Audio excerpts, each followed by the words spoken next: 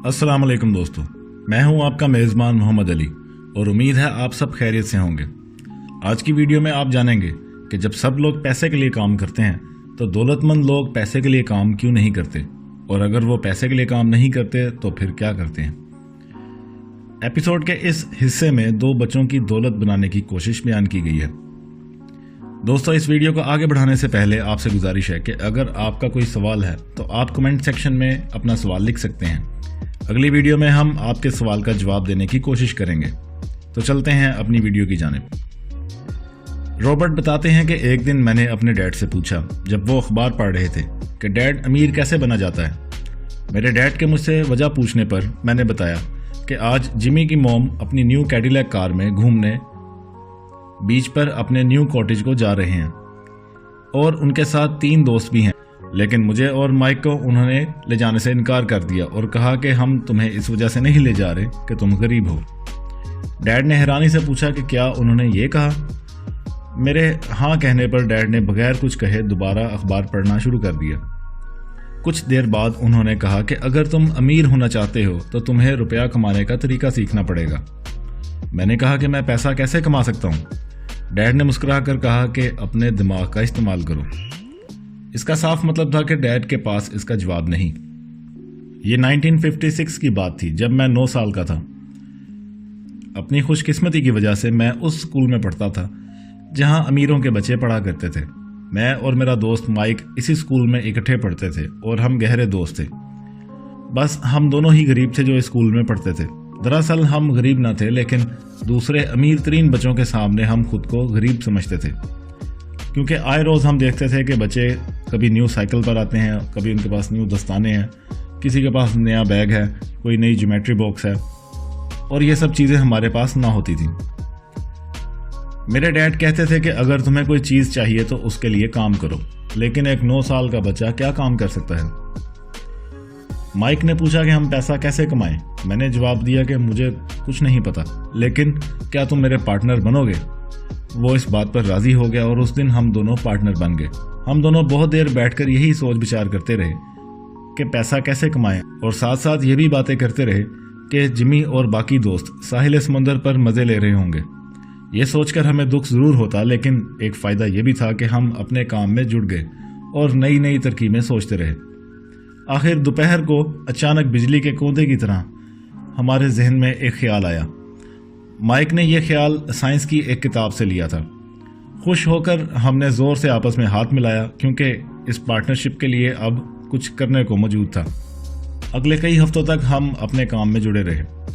Mic के ज़िम्मे यह था कि वो मोहल्ले में सब घरों के दरवाजे खटखटाए और टूथपेस्ट की खाली ट्यूब्स इकट्ठी करे, और साथ ही साथ मोहल्ले वालों को यह भी याद करवाता रहे कि दिन में 3 बार दांत साफ करने से दांत मजबूत रहते हैं। दरअसल हम ज़्यादा से ज़्यादा खाली ट्यूब्स इकट्ठी करना चाहते थे। लोगों के पूछने पर कि हम इन ट्यूब्स का क्या करेंगे, हम उनको ये कहते कि ये एक बिजनेस सीक्रेट है और हम अभी उनको नहीं बता सकते। उस दौर में टूथपेस्ट प्लास्टिक की बजाय मेटल की ट्यूब में आती थी। मेरे घर में वॉशिंग मशीन के साथ कुछ जगह मौजूद थी जहां हम गत्ते के डिब्बों में खाली ट्यूब्स इकट्ठी करते थे। मेरी मोम बहुत हैरान और गुस्से में थी कि हमने ये गन क्यों फैला रखा है, और एक दिन तंग आकर उन्होंने डांट कर कहा कि मैं ये नहीं सुनना चाहती कि ये एक बिजनेस सीक्रेट है और जो करना है जल्द करो, वरना मैं ये सब बाहर फेंक दूंगी। बहुत मिन्नत समाजत करके हमने कुछ दिन मांगे। हम पर बहुत सख्त प्रेशर था क्योंकि वक्त बहुत कम था। जब काफ़ी मिकदार में खाली ट्यूब्स इकट्ठी हो गईं तो हमने काम शुरू करने का फैसला किया। मेरे ज़िम्मे काम की प्लानिंग करना था। एक दिन मेरे डैड अपने एक दोस्त के साथ घर आए तो हमारा काम पूरे ज़ोरों शोर के साथ जारी था। जब डैड और उनके दोस्त आए तो उन्होंने देखा कि एक बर्तन दहकते हुए कोयलों पर रखा हुआ था जिसमें ट्यूब्स पिघल रही थी। जब ट्यूब्स पिघल गईं तो हमने मेटल के छोटे बर्तन में पिघला हुआ सीसा किचन से लाए हुए चिमटे की मदद से दूध के खाली डिब्बों में डालने लगे। दूध के खाली डिब्बों में प्लास्टर ऑफ पेरिस भरा हुआ था। प्लास्टर डालते हुए एक पैकेट गिरकर फट गया और पूरा फर्श और हम दोनों पाउडर से भर गए। डैड बगौर इस अमल को देख रहे थे। उन्होंने पूछा कि हम दोनों ये क्या कर रहे हैं। मैंने मुस्कुराते हुए जवाब दिया कि वही जो आपने बताया था, हम अमीर बनने जा रहे हैं। مائک نے بھی اس بات کی تائید کی اور کہا کہ ہم پارٹنر ہیں۔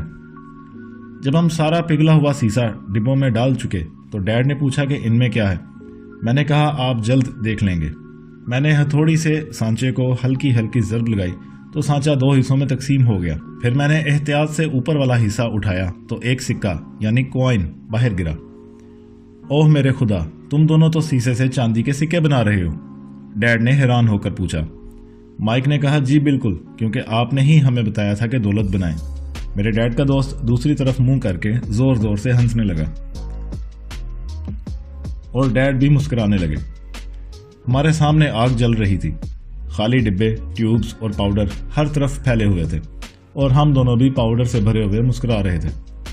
ڈیڈ ہم دونوں کو لے کر سیڑھیوں میں بیٹھ گئے اور ہمیں بتایا کہ جو تم دونوں کام کر رہے ہو وہ غیر قانونی ہے، لیکن میں تم دونوں سے بہت امپریس ہوا ہوں کیونکہ تم میں کچھ کرنے کی خواہش اور ہمت ہے اور مجھے تم دونوں پر فخر ہے۔ اپنے پہلے کاروبار کے غیر قانونی ہونے کا سن کر ہم دونوں مایوس ہو گئے اور کافی دیر ہم یوں ہی بیٹھے رہے۔ میں نے مائک سے کہا کہ ہمارے دوست صحیح کہتے ہیں کہ ہم غریب ہیں۔ اسی دوران ڈیڈ گھر سے باہر نکل رہے تھے۔ ڈیڈ نے کہا کہ لڑکو، تم اس وقت غریب ہوگے جب تم کوشش کرنا چھوڑ دو گے، کوشش جاری رکھو، مجھے تم پر فخر ہے، میں یہ بات تمہیں دوبارہ بتا رہا ہوں۔ میں نے پوچھا کہ کیا وجہ ہے کہ ڈیڈ آپ امیر نہیں ہیں؟ ڈیڈ نے کہا کیونکہ میں نے ٹیچر بننے کا فیصلہ کیا تھا، اور ٹیچر امیر بننے کی خواہش نہیں کرتے بلکہ وہ علم سیکھتے اور بانٹتے ہیں۔ ڈیڈ نے کہا کہ اگر تم دونوں واقعی امیر بننا چاہتے ہو تو مجھ سے مت پوچھو بلکہ مائک کے ڈیڈ سے پوچھو۔ مائک نے برا سا منہ بنا کر پوچھا کہ میرے ڈیڈ سے؟ اصل میں مائک حیران تھا کہ اس کے ڈیڈ امیر کب بنے۔ تو دوستو، اس کے ساتھ ہی ہماری آج کی ویڈیو کا اختتام ہوتا ہے۔ جلد ہی کہانی کے بقیہ حصے کے ساتھ نئی ویڈیو لے کر آپ کی خدمت میں حاضر ہوں گے۔ تب تک کے لیے اپنا اور خود سے جڑے ہوئے لوگوں کا خیال رکھیں۔ خدا حافظ۔